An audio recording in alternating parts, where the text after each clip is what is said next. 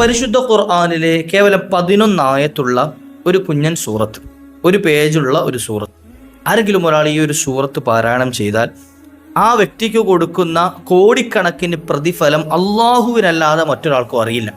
അത്തരത്തിൽ പവർഫുള്ളായ ഒരു സൂറത്ത് ഇന്നത്തെ വീഡിയോയിൽ നമുക്കൊന്ന് കേൾക്കാം.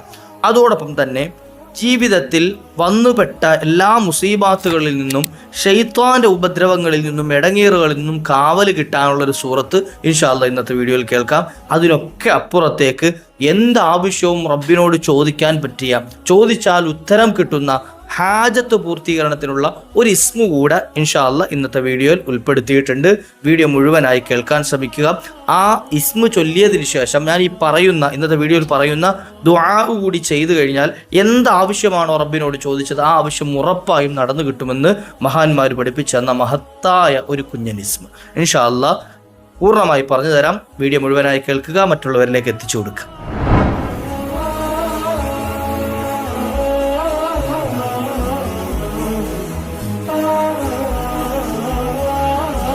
അസ്സലാമു അലൈക്കും വറഹ്മത്തുള്ളാഹി വബറകാതുഹു. ബിസ്മില്ലാഹി വൽഹംദുലില്ലാഹ്. അഊദു ബികലിമാത്തില്ലാഹി തമ്മാത്തി മിൻ കുല്ലി ശൈത്വാനിൻ വഹമ്മ വമിൻ കുല്ലി ഐനിൻ ലാമ. അല്ലാഹു നമ്മെ സ്വീകരിക്കട്ടെ. എല്ലാവർക്കും റാഹത്തല്ലേ, സന്തോഷമല്ലേ? എൻ്റെ ഈ ശബ്ദം ശ്രവിച്ചുകൊണ്ടിരിക്കുന്ന എൻ്റെ പ്രിയപ്പെട്ട ഉമ്മമാർ, ഉപ്പമാർ, സഹോദരന്മാർ, സഹോദരിമാർ, അല്ലാഹു എല്ലാവർക്കും റാഹത്തും സന്തോഷവും സുഖവും സൗഖ്യവും ഒക്കെ നൽകി അനുഗ്രഹിക്കട്ടെ.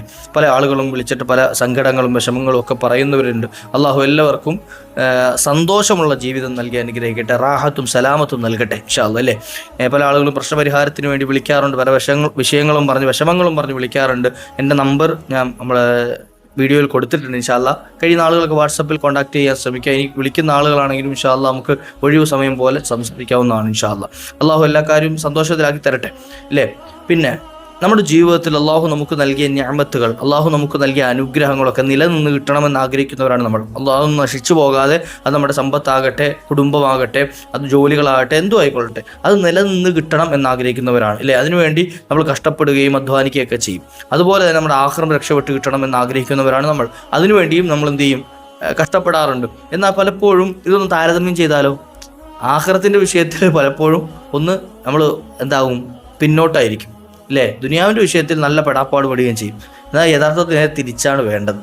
ദുനിയാവിൻ്റെ വിഷയത്തിൽ വലിയ കഷ്ടപ്പാട് അനുഭവിച്ചില്ലെങ്കിലും അല്ലെങ്കിൽ ഏറ്റെടുത്തില്ല എങ്കിലും ആഖിറത്തെ കൊള്ള നോക്കുമ്പോൾ നല്ല കഷ്ടപ്പാട് ഏറ്റെടുക്കണം. എന്നാലും എന്ത് ചെയ്യുള്ളൂ? കാരണം അവിടെയാണ് കൂടുതൽ കാലം ജീവിക്കേണ്ടി വരിക. ഇവിടെ നിസാരമായ തുച്ഛമായ സമയം മാത്രമേ ജീവിക്കുന്നുള്ളൂ. അള്ളാഹു നമ്മുടെ ദുനിയാവും ആഖിറവും രക്ഷപ്പെടുത്തി തരുമാറാട്ടെ. ഇന്ന് ഞാൻ 2 സൂറത്തുകൾ പറയും, ഒരു ഇസ്മും പറഞ്ഞു തരും ഇൻഷാ അല്ലാഹ്. എന്താണ് ഈ 2 സൂറത്തുകളുടെ പ്രത്യേകത? നമ്മുടെ ജീവിതത്തിൽ നമുക്ക് അള്ളാഹു നൽകുന്ന നിഅമത്തുകൾ, നന്മകൾ റബ്ബിനല്ലാതെ വേറൊരാൾക്കും അറിയില്ല. അത്ര കോടിക്കണക്കിന് ഉണ്ടാവുന്നത് ഞാൻ പറഞ്ഞുതരാം ഇൻഷാ അല്ലാഹ്. നബി സല്ലല്ലാഹു അലൈഹി വസല്ലം നമ്മൾ പറയാം, മൻ ഖറഅ, ആരെങ്കിലും പാരായണം ചെയ്താൽ സൂറത്തുൽ ജുമുഅത്തി, ജുമുഅ സൂറത്ത്, വിശുദ്ധ ഖുർആനിലെ കേവലം 11 ആയത്തുകൾ മാത്രമുള്ള ഒരു കുഞ്ഞൻ സൂറത്താണ് സൂറത്തുൽ ജുമുഅ. അല്ലേ, യുസബ്ബിഹു ലില്ലാഹി മാ ഫിസ് സമാവാതി എന്ന് തുടങ്ങുന്ന മഹത്തായ, നമുക്കറിയാം, യാ അയ്യുഹല്ലദീന ആമനൂ ഇദാ നൂദിയ ലിസ്സലാഹ് إذا نودي للصلاة من يوم الجمعة فاسعوا إلى ذكر الله وذروا البيع ذلكم خير لكم إن كنتم تعلمون فإذا قضيت الصلاة فانتشروا في الأرض وابتغوا من فضل الله واذكروا الله كثيرا لعلكم تفلحون وإذا رأوا تجارة أو لهوا انفضوا إليها وتركوك قائما قل ما عند الله خير من اللهو ومن التجارة والله خير الرازقين صدق الله العظيم. ജുമുഅ നിസ്കാരത്തിനൊക്കെ നമ്മൾ കേൾക്കുന്ന ആയത്തുകളാണ്. അല്ലേ, പ്രിയപ്പെട്ട സഹോദരങ്ങൾക്ക് അറിയാൻ പറ്റും, സഹോദരന്മാർക്ക് അറിയാൻ പറ്റും. ഈ ഒരു സൂറത്ത് ആരെങ്കിലും ഒരാൾ പാരായണം ചെയ്തു, ദിവസത്തിൽ ഏതെങ്കിലും ഒരു സമയത്ത് പാരായണം ചെയ്താൽ അവർക്ക് കിട്ടുന്ന നന്മ ഞാൻ പറഞ്ഞു തരട്ടെ. അവർക്ക് കിട്ടുന്ന നന്മ, ഉഅ്തിയ 10 ഹസനാത്തിൻ ബിഅദദി മൻ അതൽ ജുമുഅത വബിഅദദി മൻ ലം യഅതിഹാ ഫി അംസാരിൽ മുസ്ലിമീൻ. അതായത് ആരെങ്കിലും ഒരാൾ ഈ ജുമുഅ സൂറത്ത് ഓതിയാൽ, കേട്ടോണേ, മുസ്ലിമീങ്ങളുള്ള നാട്ടിൽ, മുസ്ലിമീങ്ങളുടെ നാട്ടിൽ ജുമുഅക്ക് വന്നവരും വരാത്തവരുമായ ആളുകൾ, ജുമുഅ നിസ്കാരം നിർവഹിച്ചവരും ജുമാ നിസ്കാരം നിർവഹിക്കാത്തവരുമായ ആളുകൾ ആലോചിച്ച് നോക്കിയേ, ആ കണക്ക് റബ്ബിനല്ലാതെ ആർക്കെങ്കിലും അറിയോ? ഇപ്പോൾ ഒരു പള്ളിയിൽ ജുമാക്ക് വന്ന ആളുകളുടെ എണ്ണം അറിയണമെങ്കിൽ അത് ഓരോന്നും ഇങ്ങനെ എണ്ണി നോക്കണം അല്ലേ, എല്ലാവരും എണ്ണി പിടിച്ച് എടുക്കണം. ഇത് ലോകത്ത് ജുമാ നിസ്കാരത്തിന് പങ്കെടുത്തവരും പങ്കെടുക്കാത്തവരുമായ ആളുകൾ, ആ കണക്ക് റബ്ബിന് മാത്രമാണ് അറിയുന്നത്, വേറൊരാൾക്കും ഒരു മഖ്ലൂക്കിനും അറിയില്ല. ഇത്രയും കണക്കനുസരിച്ച് നന്മകൾ ആ വ്യക്തിയുടെ അക്കൗണ്ടിലേക്ക് എഴുതി ചേർക്കപ്പെടുമെന്നാണ്. സുബ്ഹാനല്ലാഹ്. എന്ത് ചെയ്താൽ മതി? ജുമാ സൂറത്ത് ഓരോ ദിവസവും ഓതിയാൽ മതി. ജുമാ സൂറത്ത് ഒരു തവണ ഓതുന്നവർക്ക് തന്നെ ഈ നേട്ടം കിട്ടും. അപ്പോൾ ദിവസവും പാരായണം ചെയ്യുന്ന ആളുകളുടെ അക്കൗണ്ട് എത്ര നിറഞ്ഞിരിക്കുന്നു ആലോചിച്ച് നോക്കി. ഞാൻ നേരത്തെ പറഞ്ഞതാണ്, ഇത് ദുനിയാവിൻ്റെ ആഖിറത്തിൻ്റെ വിഷയം വരുമ്പോൾ ചിലപ്പോൾ പലപ്പോഴും നമ്മൾ ദുനിയാവിൻ്റെ വിഷയത്തിന് മുൻഗണന കൊടുക്കുകയും ആഖിറത്തിൻ്റെ വിഷയത്തെ പിന്നോട്ട് വലിക്കുകയും ചെയ്യും. എന്നാൽ അതിനേക്കാൾ കൂടുതൽ പരിഗണന കൊടുക്കേണ്ടത് ആഖിറത്തിൻ്റെ വിഷയത്തിലാണ്. ഇതൊക്കെ നമുക്ക് എളുപ്പത്തിൽ ചെയ്യാൻ പറ്റുന്ന ഒരു 11 ആയത്ത് ഓതുക എന്നുള്ളത് വലിയ പ്രയാസമുള്ള സംഗതിയൊന്നുമല്ല. ആരെങ്കിലും ഒരാൾ അങ്ങനെ പാരായണം ചെയ്താൽ ആ വ്യക്തിക്ക് കൊടുക്കുന്ന നന്മയാണ്, കോടാനുകോടി നന്മ ആ വ്യക്തിയുടെ അക്കൗണ്ടിലേക്ക് എഴുതപ്പെടുന്നതാണ്. ലോകത്ത് തന്നെ എത്രയോ കോടി മുസൽമാന്മാരുണ്ട്, മുഅ്മിനീങ്ങളുണ്ട്. ആ മുഅ്മിനീങ്ങളിൽ ജുമാക്ക് പങ്കെടുക്കുന്നവരും പങ്കെടുക്കാത്തവരും ചില മുഴുവൻ ആളുകൾ എന്ന അർത്ഥം. മുഴുവൻ ആളുകളുടെയും നന്മ അനുസരിച്ച് എന്ത് ചെയ്യും? നന്മ എണ്ണ അനുസരിച്ച് നന്മ ഇയാൾക്ക് എഴുതപ്പെടുന്നതാണ്. അള്ളാഹു നമുക്ക് ഭാഗ്യം നൽകി അനുഗ്രഹിക്കുമാറാകട്ടെ.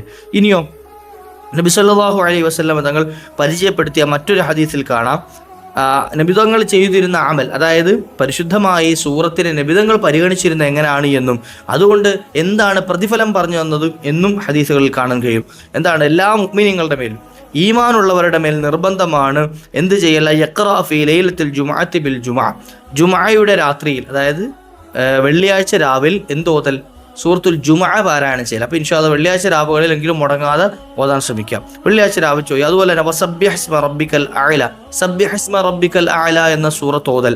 അതുപോലെ വഫീ സ്വലാത്തുൽ ളുഹ്രി ബിൽ ജുമുഅത്തി വൽ മുനാഫിഖീന, ലുഹർ, ജുമുഅയുടെ ലുഹർ എന്ന് പറഞ്ഞാൽ നമുക്കറിയാം വെള്ളിയാഴ്ച ജുമുഅ നിസ്കാരം ഇല്ലേ, ലുഹറിന്റെ സമയത്തുള്ള നിസ്കാരമാണല്ലോ.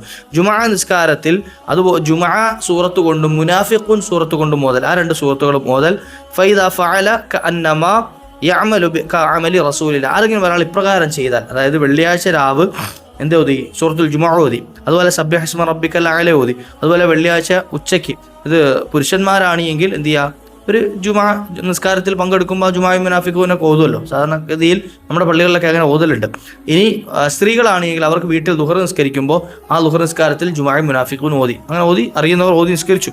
എന്നാൽ അത് റസൂലുള്ളാഹി സ്വല്ലല്ലാഹു അലൈഹി വസല്ലം തങ്ങൾ ചെയ്യുന്ന പോലെ അമൽ ചെയ്യുന്നത് പോലെയാണ് ആ അമൽ ചെയ്തത്. നബി തങ്ങളുടെ അമൽ അങ്ങനെയായിരുന്നു എന്ന്, നബി തങ്ങൾ ചെയ്തതുപോലെ ഒരു പ്രവൃത്തി ചെയ്യാൻ അവർക്ക് അവസരം കിട്ടി എന്ന് സയ്യിദുനാ റസൂലുള്ളാഹി സ്വല്ലല്ലാഹു അലൈഹി വസല്ലം. ഇനി അതിന് പ്രതിഫലം എന്താ?